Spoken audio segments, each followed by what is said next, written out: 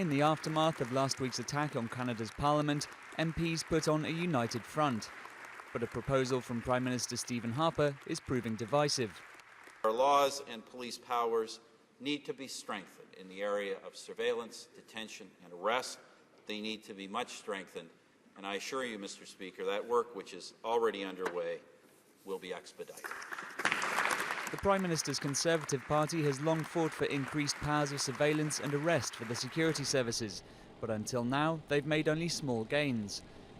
A bill to strengthen the powers of Canada's intelligence agency was due to be tabled on the very day of last week's attack on Parliament, when a soldier was also killed at the National War Memorial.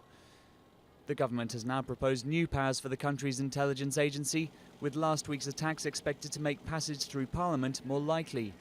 But there are many here who warn against a knee-jerk reaction.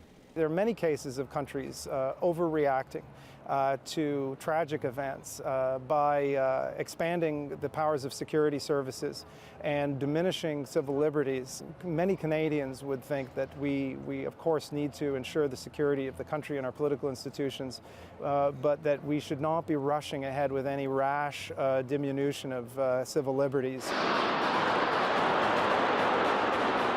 While Michael Zehaf-Bibeau's rampage may show the need for improved security on Parliament Hill itself, Professor Paris argues the issue of national security should be considered separately. There's a compelling case to immediately increase the security of the parliamentary precincts.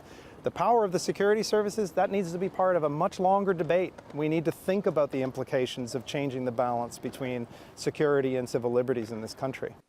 At a press conference the day after the shooting, some of the country's top police officers backed a review of terrorism legislation, saying they have difficulty tracking extremists.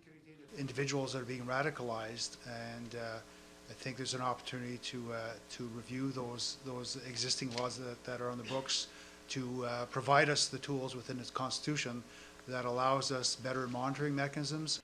The currently tabled legislation would increase Canada's ability to track suspects abroad, up in cooperation with foreign spy agencies such as America's NSA. Canada's government says it plans to introduce further anti-terror legislation in the coming weeks.